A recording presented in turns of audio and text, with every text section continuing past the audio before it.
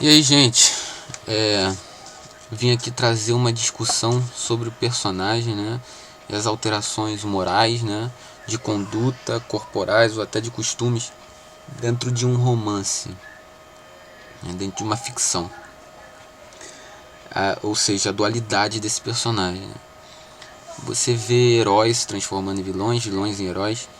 Você vê ideias, né? Eu também trago ideias aqui, ideias que iniciam um romance e elas são alteradas pelo autor para dar uma sensação até de distopia, né, no caso.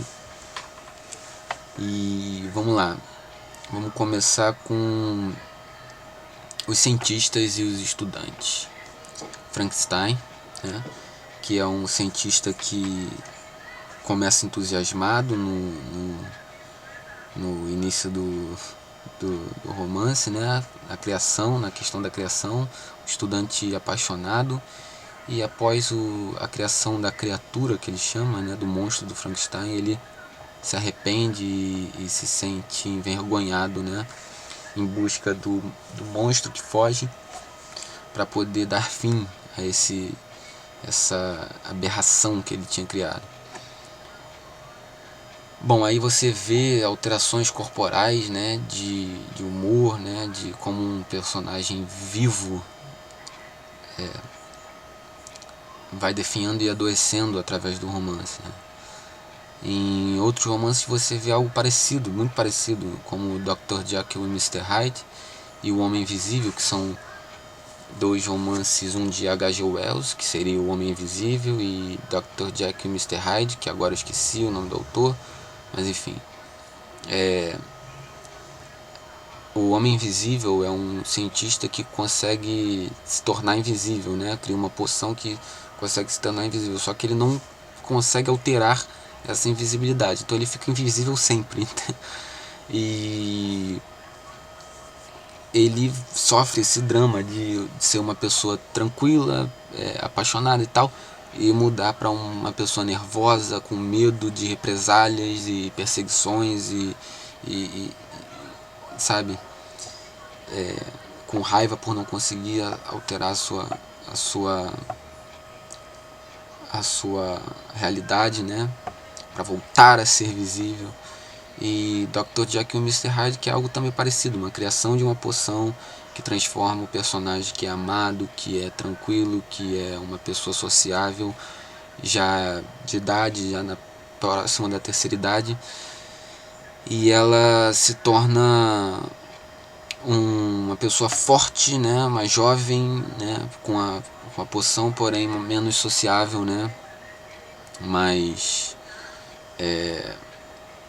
raivosa e sinistra, né, e você vê isso também em Crime e Castigo, nessa alteração do estudante, que do jovem estudante, que é idealista e puro, vamos dizer assim, para um assassino. Ou em um romance como Viagem ao Fim da Noite, que é de um idealista, que é um romance autobiográfico, que é o Celine, né, que é um idealista que após passar traumas de guerra, né, ele participa da Primeira Guerra Mundial na África, depois vai para os Estados Unidos e volta para Paris, para a França, para poder cuidar das pessoas, um médico, né, no subúrbio parisiense. Só que ele vê como o tratamento entre as pessoas ele vai mudando, ele vai se tornando cada vez mais sujo, né? E a ideia dele, né, de ser uma pessoa anarquista, vamos dizer assim, ele vai mudando e se torna mais sombrio. Ou A Queda de um Anjo, que é um personagem de Camilo Castelo Branco, que tem um personagem de Camilo Castelo Branco, e esse personagem ele começa também um estudante, cheio de vigor e vida, jovem, puro, e aí ele tem contato com o perímetro urbano, com a política, ele consegue um cargo, enfim, ele vai mudando de costumes, ele se veste de maneira diferente, ele tem uma seção de classe, ele tem um contato com o sexo também, como o, a, a castidade ela é um sinônimo de pureza, né? E como o contato com o sexo ela altera esse ideário, né? E bom, a gente tem Gregor Samsa na Metamorfose, né? Que é de Franz Kafka, que também dá essa ideia de uma pessoa amada, né?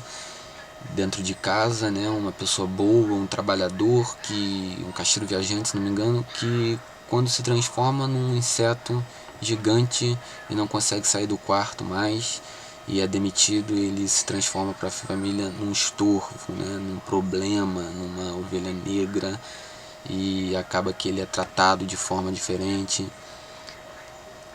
E bom, vocês percebam que são romances de diferentes épocas, né? De diferentes movimentos, né?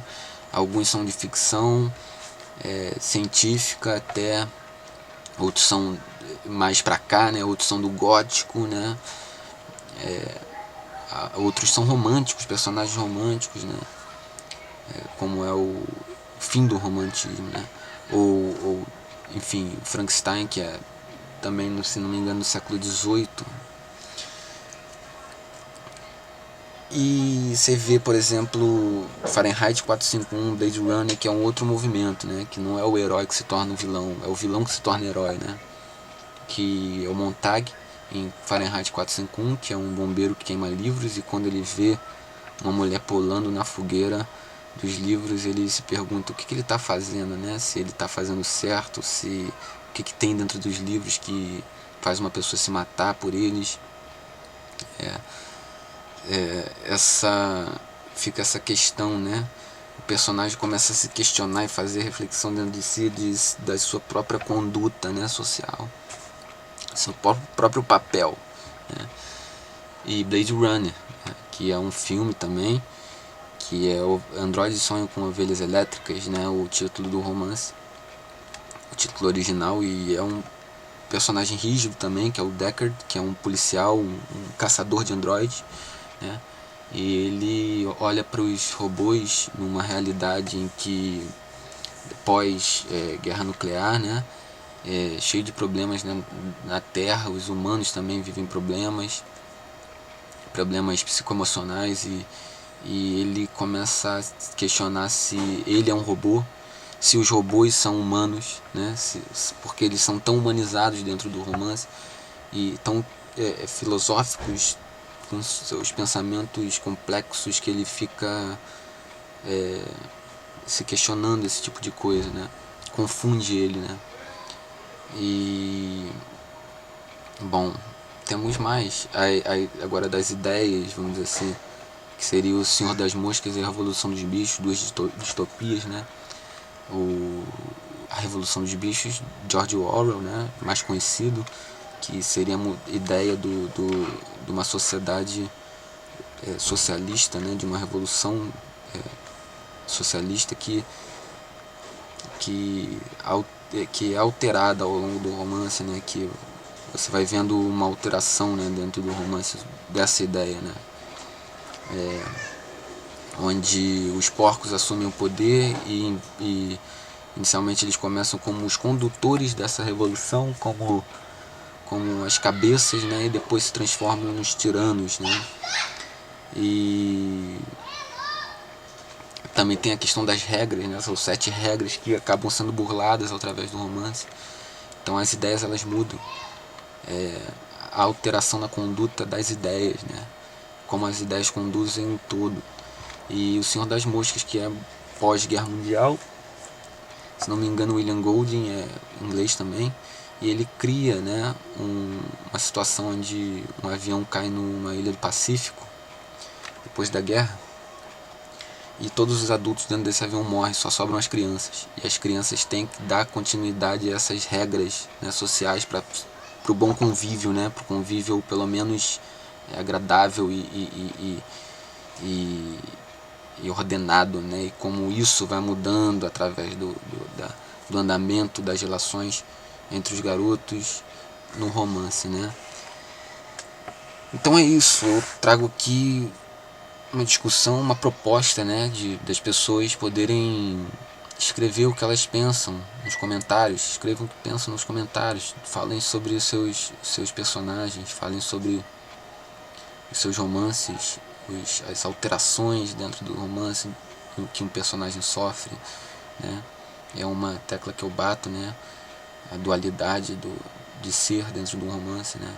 Uma tecla que eu bato, mas antiga, não é uma coisa que eu estou falando agora, é uma coisa que você já vê dentro das ficções, dos romances, através da história. E, enfim, tragam mais gente, compartilhem, comentem, curtam, deem um apoio. A gente está aqui também, eu no caso estou aqui para vocês também, para promover esse tipo de debate, esse tipo de ideia. A importância das obras que são exigidas dentro das provas, né? Dos concursos, né? Que muitas pessoas acham que não é preciso ler as obras, mas elas são necessárias, elas se veem necessárias e são exigidas dentro dos concursos. A leitura de obras, a leitura de romances, narrativas, enfim. E como a literatura é a história viva, né? Como a gente se vê dentro dele, né? Dentro do romance, dentro da narrativa, enfim. E é isso.